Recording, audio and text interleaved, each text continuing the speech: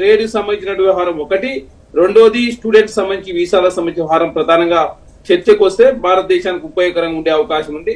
ఏది ఏమైనప్పటికీ కూడా అమెరికా ప్రధానంగా భారత్ మీద ట్యాక్స్లు 26% సుంకాలు విధిస్తామని చెప్పేసి పెద్ద ఎత్తున గందరగోళం క్రియేట్ అవుతా ఉన్న ఈ సందర్భంగా జేపీ వ్యాన్స్ అదేవిధంగా వారి సతీమణి ఎవరైతే ఉషా గారు ఉన్నారో వారి భారతీయ మూలాలు ఉన్నాయి కాబట్టి ప్రధానంగా జేపీ వ్యాన్స్ యంగ్స్టరు, అదేవిధంగా భారతదేశం పట్ల అవగాహన ఉన్నటువంటి వ్యక్తి కాబట్టి ఖచ్చితంగా డిసెంబర్ లోపు ట్రేడ్ కు సంబంధించిన ఒప్పందం కుదుర్చుకుంటామని చెప్పేసి ప్రపంచవ్యాప్తంగా ఉన్నటువంటి 56 కంట్రీలు సిద్ధమైనవి. రీసెంట్ గా కూడా చైనాను కూడా కలుపుకొని 76 దేశాలతో కూడా అమెరికా ఒప్పందం చేసుకోబోతా ఉంది. కాబట్టి ప్రధానంగా ఈ జేపీ వ్యాన్స్ పర్యటన ద్వారా భారతదేశానికి ట్రేడ్ కు సంబంధించిన ఒప్పందం కావచ్చు, వీసాలకు సంబంధించినటువంటి సమస్య పరిష్కారం అయితే ప్రధానంగా ఇండియాకు ఉపయోగకరంగా ఉంటుందని చెప్పేసి భావిస్తా ఉన్నాం. ఏదేమైనప్పుడు కూడా జేపీ వ్యాన్స్ కల్చరల్ టూర్ కు ఇండియా రావడం చాలా శుభదాయకం.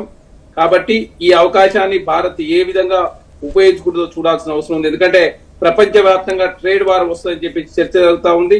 అదేవిధంగా ట్రంప్ విధిస్తున్నటువంటి టారిఫ్ల మూలంగా స్టాక్ ఎక్స్చేంజ్ కుదేలైతున్న పరిస్థితి 10 నిమిషాల వ్యవధిలోనే దేశంలోనే భారతీయ 20 లక్షల కోట్ల సంపద ఆవిరైనటువంటి పరిస్థితి. కాబట్టి ఈ సదవకాశాన్ని ఉపయోగించుకొని ఖచ్చితంగా ట్రేడ్ ఒప్పందం కావచ్చు, అదేవిధంగా వీసాలకు సంబంధించిన వారానికి కొలిక్కి వస్తే భవిష్యత్తులో అమెరికాకి ఇండియాకు సత్సంబంధాలు కూడా ఉండే అవకాశం ఉంది.